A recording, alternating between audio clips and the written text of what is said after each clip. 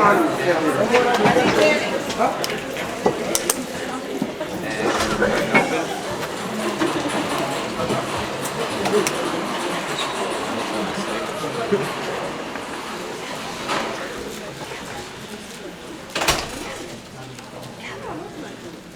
fact that they did not follow me at once into the house, as anyone else would have done, seems to me to show that they have some sense of shame left. They've been eating muffins. Looks like repentance. They don't seem to notice us at all. Could it be cause that I haven't to call? They're looking at us. What audacity! They're approaching. Very foreign. Let us preserve a dignified silence. Certainly. It is the only thing to do now.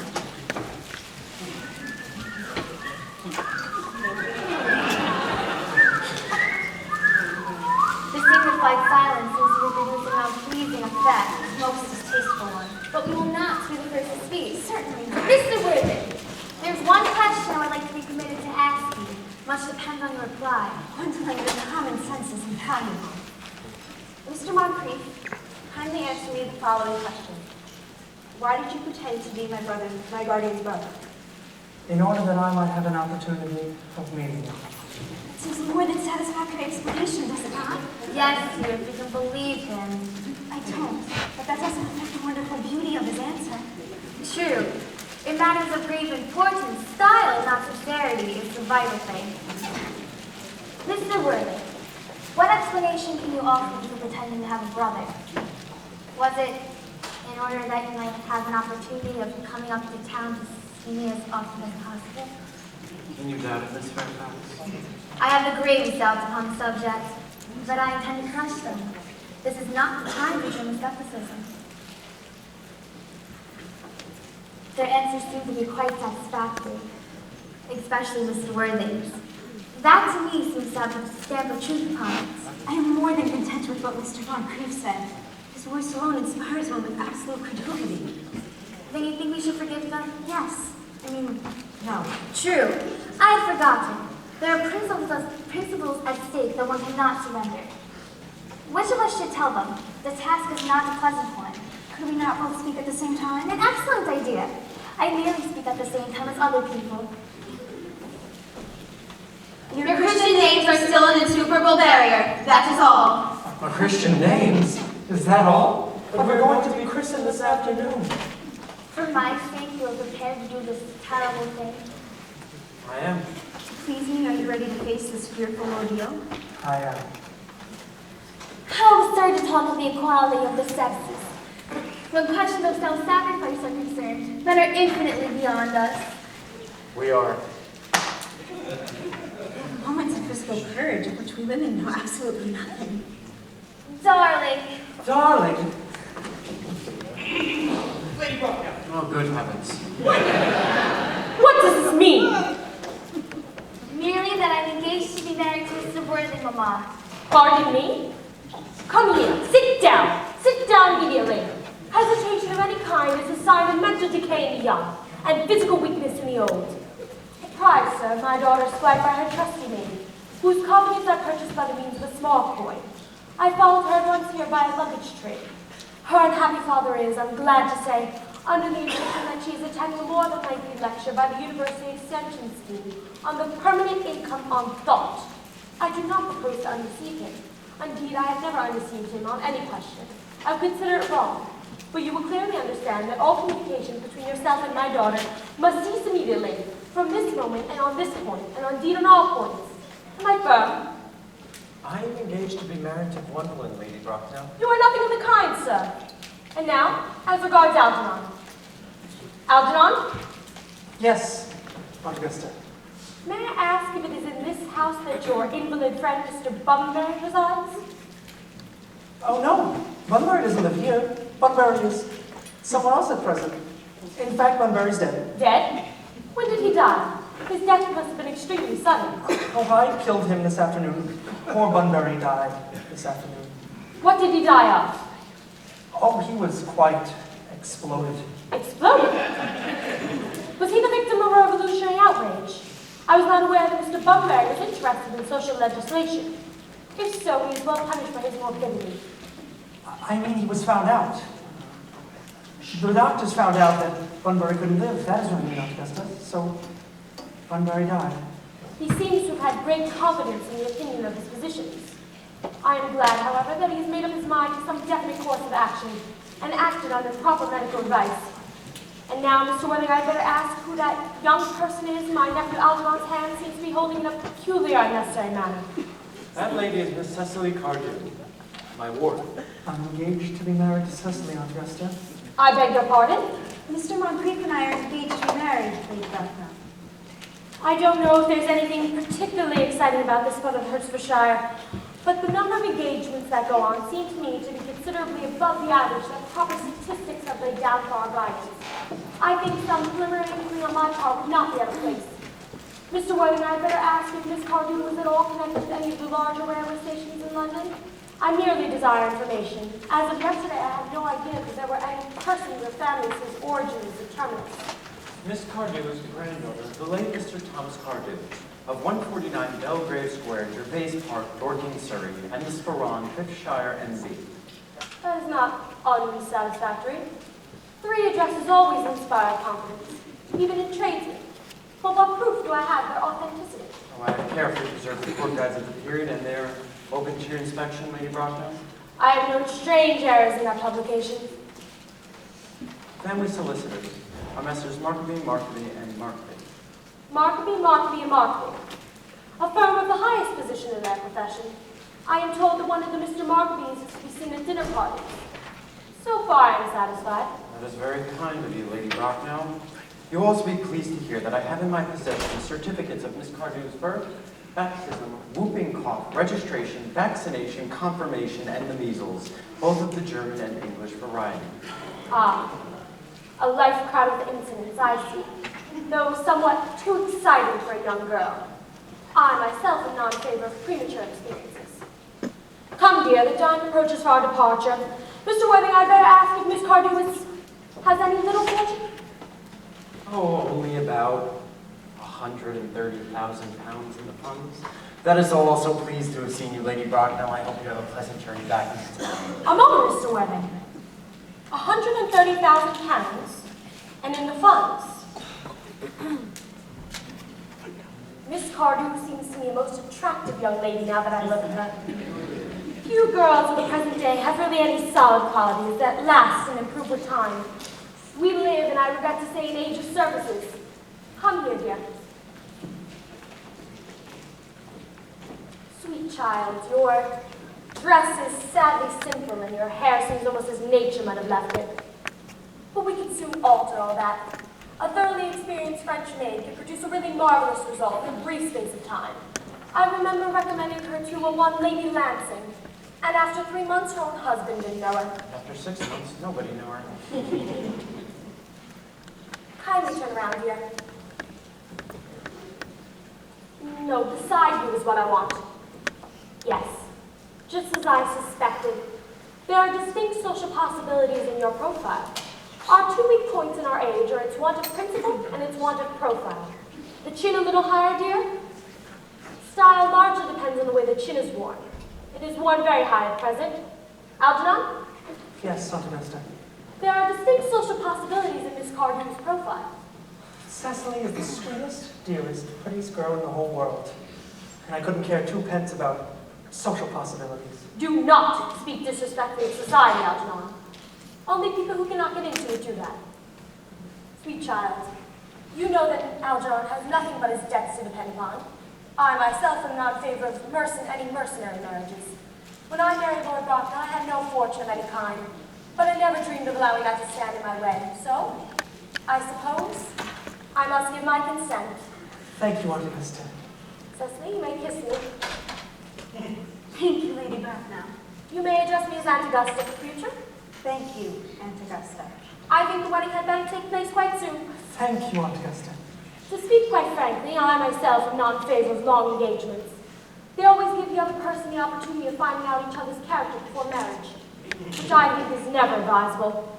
I beg your pardon for interrupting you, Lady Bracknell, but this engagement is quite out of the question. I'm Miss Cardew's guardian, and she cannot marry until she becomes of legal age without her guardian's consent. and that consent I absolutely decline to give. On what grounds, may I ask? Algernon is an extremely ostentatiously eligible young man. He has nothing, but he looks everything. What more can one desire? I hate to have to speak to you, frankly, about your nephew, Lady Bracknell, but the fact of the matter is, I do not approve at all of his moral character. I suspect him of being untruthful. Untruthful. My nephew Algernon? Impossible, he is an Oxonian. I fear there can be no doubt about that, Lady Bracknell.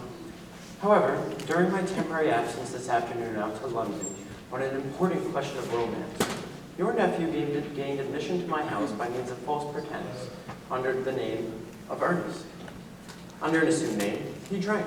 I have just been informed by my butler an entire pint bottle of Perrier Jouet Group 89, a wine I was specially preparing for myself. Continuing his disgraceful deception, he succeeded in the course of an afternoon in alienating the affections of my only ward. He subsequently stayed to tea and devoured every single muffin. And what makes his conduct all the more heartless is that he's been aware from the first that I have no brother. I have no brother at all. I've never had a brother in all my life, nor am I going to have one in the future. Not even of any kind. I distinctly told him that myself this afternoon. Mr. Worthing, after careful consideration, I have decided to entirely overlook my nephew's conduct to you. That is very generous of you, Lady Bracknell. My own decision, however, is irrevocable. I decline to give my consent. Come here, sweet child. How old are you? Well, I'm really only 18, but I always admit to 20 at evening parties. You are quite right in making some slight alterations. No woman should ever be quite accurate about her age. It all looks so calculating. 18, but admitting to 20 at evening parties. Well, it will not be long before you are of age and free from the restraints of your tutelage. So I think your guardian's consent is, after all, a matter of any importance. I beg your pardon again for interrupting you, but it is only fair of me to tell you that according to the terms of her grandfather's will, Miss Cardew does not become of legal age until she is 35. That is not a grave objection. 35 is a very attractive age. London society is full of women of the highest birth who have been 35 of their own free will. Lady Dumbleton, for instance, has remained 35 ever since she arrived at the age of 40. That was many years ago now. I do not see why our dear Cecily should not even be more attractive at the age you mentioned than she is at the present. There'd be a large accumulation of property. Algie, could you wait for me till I was 35? Of course I could, Cecily. You know I could. Yes, I felt it instinctively. But I couldn't wait all that time. I hate waiting even 5 minutes for anybody. Yours makes me rather cross. I'm not punctual myself, I know, but I do like punctuality in others. And waiting, even to be married, is quite out of pleasure. Then what are we to do, Cecily? I don't know, Mr. Moncrief. Mr. Worthing, as Miss Cardew states positively that she cannot wait till the age of 35, a remark that I'm bound to say shows a somewhat impatient nature. I would beg you to reconsider your decision. But the matter is entirely in your own hands, Lady Bracknell. The moment that you consent to my marriage with Gwendolyn, I will most gladly allow your nephew to form an alliance with my ward. You must be quite aware that what you propose is out of the question. And a passionate celibacy is all that any of us can look forward to. That is not the destiny I propose for my Gwendolyn. Algernon, of course, can make his own decisions. Come, dear, we have missed 5, if not 6 trains. To miss any more would expose us to comment on the platform.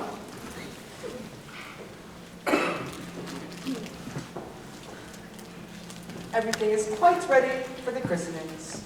The christening, sir? Isn't that somewhat premature? Both of these gentlemen have requested an immediate desire for a baptism. At their age?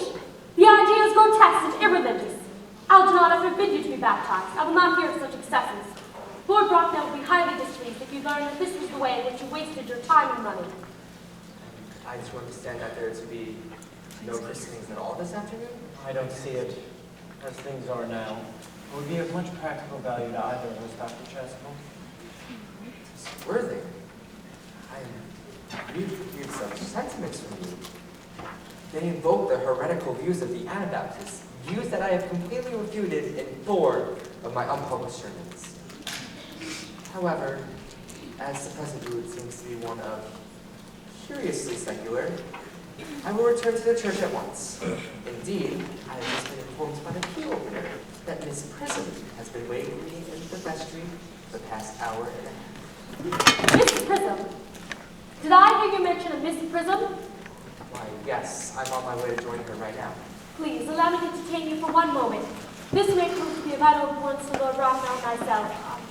Is this Miss Prism a female of repellent aspect, remotely connected with education? She's the most cultivated of ladies, and the very picture of respectability. It is obviously the same woman. May I ask what position she holds in your household? I'm a celibate, madam. Miss Prism, Lady Brocknell, has been for the past 3 years Miss Cardew's esteemed governess and valued companion. Despite of what I hear of her, I must see her at once. Let her be sent for. She approaches. I was told you awaited me in the vestry, dear Penny. I have been waiting there for an hour and 3 quarters. Prism! Come here, Prism! Prism, where is that baby? 28 years ago, Prism, you left Lord Rockwell's house, number 104 Upper Grosvenor Street, in charge of a carriage that contained the baby of the male sex. You never returned.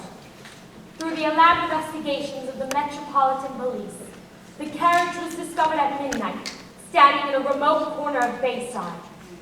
It contained the manuscript of a 3-volume novel with the most unusual, revolting sentimentality. But the baby was not there. Prism, where is that baby? I admit with shame, Lady Bracknell, that I do not know. I only wish I did. The plain facts of the case are these. On the morning of the day that you mentioned, a day that is forever branded in my memory, I prepared as usual to take the baby out in its carriage. I had also with me some old but capacious handbag in which I had planned to place the manuscript of the work of fiction I had been working on in my few unoccupied hours. During a moment of mental abstraction for which I can never forgive myself, I placed the manuscript in the carriage and the baby in the handbag. Where did you deposit the handbag? Do not ask me, Mr. Worthing. This is a matter of no small importance to me, Miss Prism. I must know where you deposited the handbag that contained that information. I left it in one of the larger cloakrooms of one of the larger railway stations in London. What railway station? Victoria. The Wagon line. I must retire to my room for a moment. Gwendolyn, do wait here for me. If you're not too long, I will wait here for you all my life. What do you think this means, Lady Bracknell? I dare not even suspect Dr. Chastable, but in families of high position, strange coincidences are not supposed to occur. Uncle Jack seems strangely agitated. Your guardian has a very emotional nature, Cecily. It sounds as if he's having an argument with himself. I dislike arguments of any kind. They're often vulgar, often convincing. It stopped now. I wish you would arrive at some conclusion. The suspense is terrible. I hope it will last. Miss Prism, is this the handbag? Think carefully before answering. The happiness of more than one life depends on your answer. Yes, it appears to be mine. Oh, here is the injury received through a Dallas Street omnibus, an incident that occurred in younger and happier days. Here on the lining, the staining, an incident that occurred from an explosion of a temperance beverage. Here on the lock, my initials. I had forgotten that in an extravagant mood I had them placed there. The bag is undoubtedly mine. I am so delighted to have it so unexpectedly restored to me. It has been quite an inconvenience being without it all these years. What was restored to you then? Just this handbag. Why was the baby placed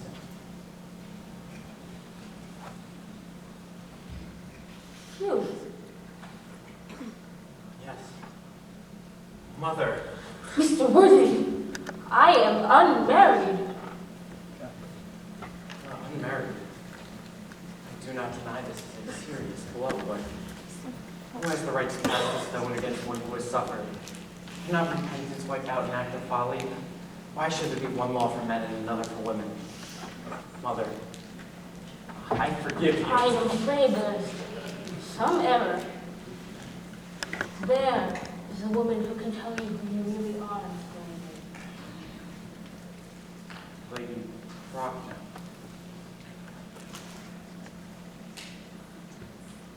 I hate to seem inquisitive,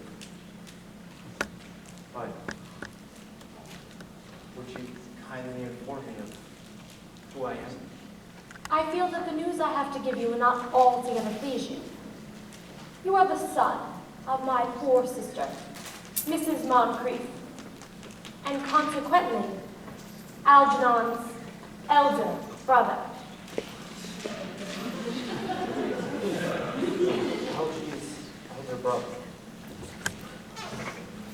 Then I have a brother after all! I always told you I had a brother. Cecily, how could you have ever doubted me? Dr. Chasuble, my unfortunate brother. Miss Prism, my unfortunate brother. Gwendolyn, oh, my unfortunate brother. Algy, you young scoundrel. You will have to show me more respect in the future. You've never behaved to me like a brother in all your life. Not until today, old boy. I admit, however, though, always out of practice. My own. But what own are you? What is your Christian name now that you have become someone else? I'd quite forgotten that point. I suppose your decision on the matter is unalterable?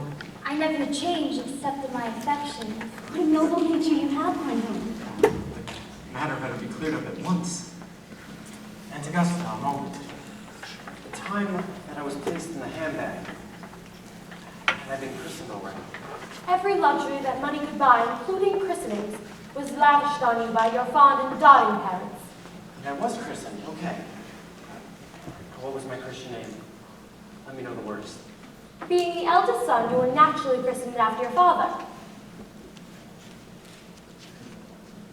But what was his Christian name? I can't at the present moment recall what the general's Christian name was. I have no doubt he had one.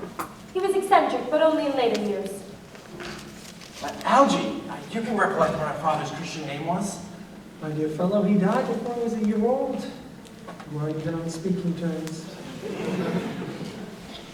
His name? It would appear on the army list at the period, I suppose, Aunt Augusta? The general was a man of peace, except in his domestic life. But I have no doubt his name would appear in any military directory. The army list of the last 40 years a year. It's the delightful record, should have been my constant study.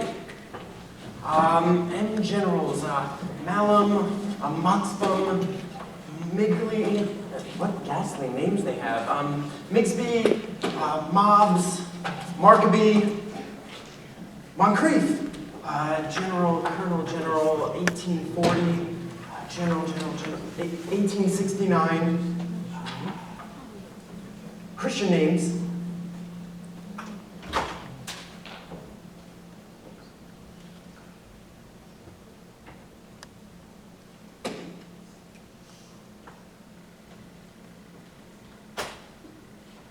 Ernest, John.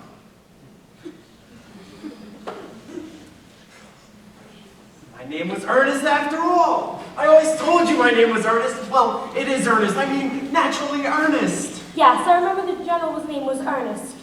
I knew I had some particular reason for disliking that name. Ernest, my own Ernest. I thought from the start you could have no other name. Gwendolyn, it's a terrible, terrible thing for a man to find out that all his life he's been speaking nothing but the truth. Forgive me. Of course I can, for I feel you are sure to change. My own one. Glacia, at last. Frederick, at last. Cecily, at last. Gwendolyn, at last. My nephew, you seem to be displaying signs of triviality. On the contrary, Aunt Augusta, I have now realized for the first time in my entire life the vital importance of being earnest.